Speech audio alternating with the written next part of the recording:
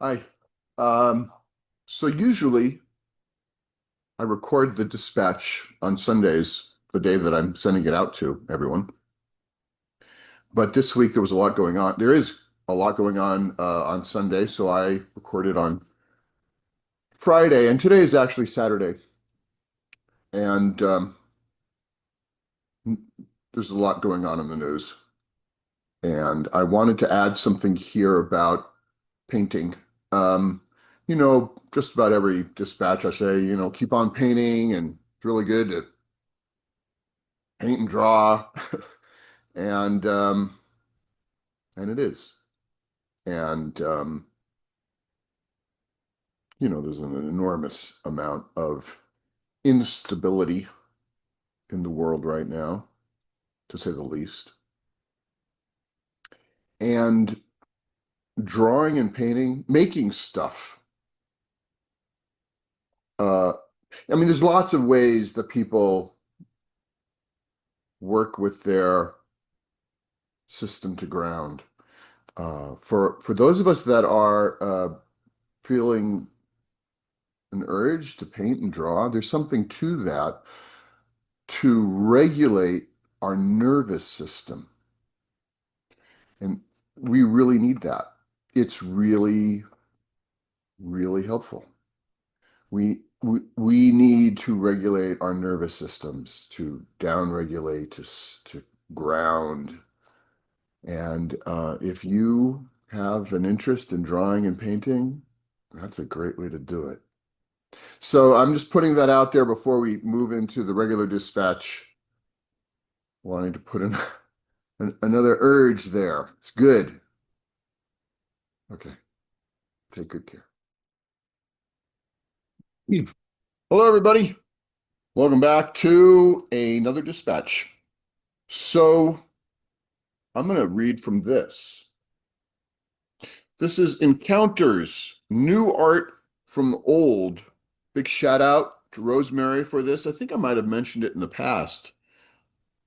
And I want to look at the one with Hockney, David Hockney, and how he's working with Ingres. Um, yeah. So, and I'll put some pictures in too, because there's some great pictures like these. Can you see them?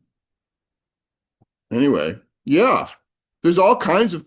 So, Auerbach is working with Constable, Balthus with Poussin, Louise Bourgeois, Turner, Caro, Duccio, Caulfield, Zuberon, Francesco Clemente, Titian. There's all kinds of combos. It's pretty great. Jasper Johns, Manet, and some Kiefer Tintoretto. It's very cool. Some of them are some of them are clearly like working with the painting, and some of them are like they're installation artists, or they're more abstract, or they're sculptors or something. And so there's this like wild like interpretation or impact or info. It's very cool. Really nice. Okay, without further ado, well, they have a little, I'm not going to read, they talk about, or the writer writes a bit, who Ong was, who David Hockney is, etc. But I'm just going to go into this. Okay, just sign in. I don't need to do this. Go away. Dismiss. Okay. So, like that. Good. Uh, the 12 portraits after Ong in a uniform style consists of 12 portraits of uniformed National Gallery warders, guards, drawn from life in pencil, crayon, and gouache on gray paper, executed at David Hockney's London studio between December 16th, 1999 and January 11th, 2000. It's fast. Each was drawn in a single sitting lasting between 3 and 5 hours, with short breaks so as to capture the intense and lively presence of each person. Although the lower register consists of drawings made in the closing days of 1999, and the top register of drawings produced in the first days of 2000, they are arranged not in chronological order, but on visual grounds so as to create the most arresting composition and to emphasize the individuality of each man or woman portrayed. The drawings positioned at each of the four corners depict figures who are turning inwards, leading the eye towards the center of the work and setting into motion the sense of people observing each other that is at the heart of the picture's meaning. Oh, yeah, look. So you have them turning inwards, right? And so he's framing the whole presentation. That Hockney, boy. All right. Right. For if the warden's job is to keep a careful eye on visitors to the gallery, so the artist is engaged in an intense scrutiny of the features, body, language, gestures, and character of the people who have agreed to yield to his gaze. In late January, on the return to Los Angeles, Hockney began playing with these new drawings, as has become his habit, by creating photocopied enlargements of details such as the hands so that he could pin them up and study their network of marks more closely. Using a colored laser printer to capture as effectively as possible their tonal nuances and vivid hues, he found himself improvising a second, much larger version of the work that consists of the 12 heads laid out in a single row, but in the same sequence as the original drawings, surmounting the 12 pairs of hands. So he does it again, doing that. Oh my. The resulting fractured image, which recall the post-cubist experiments of his photo collages of the early 1980s, exaggerate the imposing physical presence of the figures and call attention to the way that their personality and identity are conveyed as much through their manual gestures as through their physiognomy and facial expression. Created with the assistance of a photomechanical process, these copies also bring full circle the dialogue with lenses and optical instruments that lay behind the creation of the original drawings themselves, for which he had availed himself of a camera lucida. Hockney's first idea for the Encounters exhibition was to take as his inspiration a work from the National Gallery collection that has been on loan to the Tate since 1997. Pablo Picasso's Fruit Dish, Violin and Bottle of 1914. Is that in here? No. That work appealed to him not only because it was the most modern in the collection and by the 20th century artist whose work has influenced him most profoundly, but also because it seemed to him to be, perhaps, the only work in the National Gallery that was creating a new language, one for which there was no real precedence among its other holdings. By September 1999, however, he was so deeply engaged with drawing portraits inspired by the Ingres exhibition held at the National Gallery earlier in the year that it made no sense to him to interrupt his by now fanatical dedication to a new way of drawing in order to produce a painting that he might otherwise have had no occasion to make. How much better it would be to express his gratitude to the National Gallery for mounting the Ingres show by making a work that would evoke with great directness the stimulation that artist had afforded him and the lessons he had learned from his many visits to the exhibition. Right? So this is like the dialogue. So much of this is about this ongoing dialogue with past paintings or painters, artists, creative makers, right? This kind of ongoing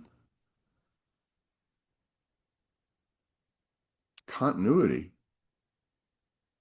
right? It's like real people impacting other real people as we keep making stuff,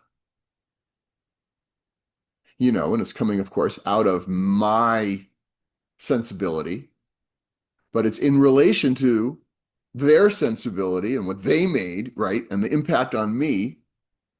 And it's not, I mean, that can become very insular and very closed, but it's also like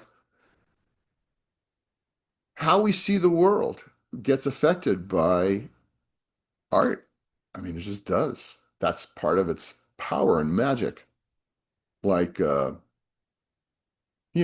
since the Impressionists, we look at shadows and we can see, oh, they're kind of blue, kind of cool. They didn't used to be, but they were since the end of the 19th century. All right. Okay. La la la la. Yeah, it was in fact the drawings temporarily on display. The Ong drawings, these guys. Cool. Uh, I'll try to take pictures. I'll do my best. It was in fact the drawings temporarily on display rather than the two major oil portraits of the permanent collection to which he made particular reference. As a postgraduate student at the Royal College of Art, Hockney had responded to the obligatory task of making a transcription in a light-hearted and highly personal way, rephrasing the pre-Raphaelite masterpiece The Lady of England by Ford Madox Brown in loose brushwork and reinventing the emigrant couple as a pair of embracing boys. Nope, don't see it here. At that time, he joked mischievously, all you had to do was make a fuzzy version of it and then put in big, significant lines. He's a funny guy. Unimpressed by the perfunctory compositional exercises that many students produced in response to works that did not engage them on any deeper level, he was determined to interpret an earlier picture in a style that was wholly his own and that also conveyed his identity as a man. The National Gallery has been a familiar hunting ground for Hockney since he first visited in 1955 or 1956 as a teenage student from Bradford in the company of his friend Norman Stevens.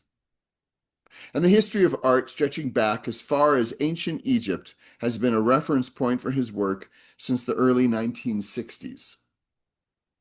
In one of his most memorable early paintings, Play Within a Play, 1963, the humorous way in which his dealer John Cassman is shown sandwiched between the canvas support and a pane of glass was derived directly from a pictorial device used in a detached fresco he had admired in the National Gallery, Apollo killing the Cyclops by the 17th century painter Domenichino. Years later, in Looking at Pictures on a Screen in 1977, Hockney painted his friend and curator, Henry Geldzahler. I knew Henry. That's a true story. Admiring color reproductions of 4 masterpieces from the National Gallery pinned to a freestanding folding screen.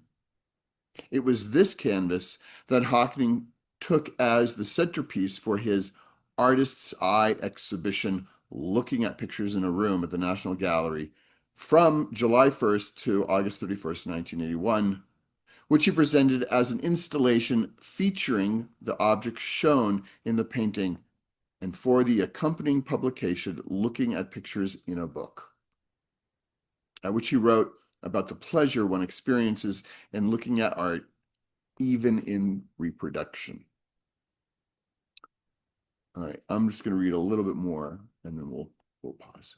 Hockney had long admired Ong's drawings and had, in fact, consciously sought to emulate their precision of observation in the mid-1970s in a group of crayon drawings made in Paris and in a series of lithographs made at Gemini in Los Angeles. during 2 visits in 1976. After seeing the National Gallery exhibition, he quickly realized, however, that his own earlier portraits, large in scale and intensely worked over 3 or 4 days, with a good day spent on the head alone, could not have been made in the same way as Ingres' drawings, which were generally very small and in which the vitality of the marks indicates that they must have been made in a single session in the space of just a few hours. He read the Ong catalog from cover to cover, hoping to find out how the Ong drawings had been made. When he discovered that the essays and entries were rich in information about the sitters, but made little reference to questions of technique, he took it upon himself to put to the test his own theory that Ong might have used an optical device known as a camera lucida, patented in 1807, just when Ong was embarking on his first portrait commissions in Rome, to help him quickly secure a likeness when drawing people he did not know. The camera lucida, an instrument still being manufactured today, is essentially nothing more than a small prism mounted at the end of a metal arm, through which the subject is refracted and reconstituted as a virtual image on a sheet of paper. I'm going to pause there. If it's interesting, I might continue next week. But he goes into this whole thing. I mean, Hockney's whole book, Secret Knowledge, is all about these theories of his, which I'm kind of convinced, I gotta say. All right. So, okay then, I hope you're all well and making stuff and staying grounded through making stuff, man. Sure helps me. I'm gonna go make stuff. I got a painting I'm gonna go work on. Okay. I don't like it right now, but I gotta keep working on it. Okay. All right, hang in there. Take care. Bye-bye.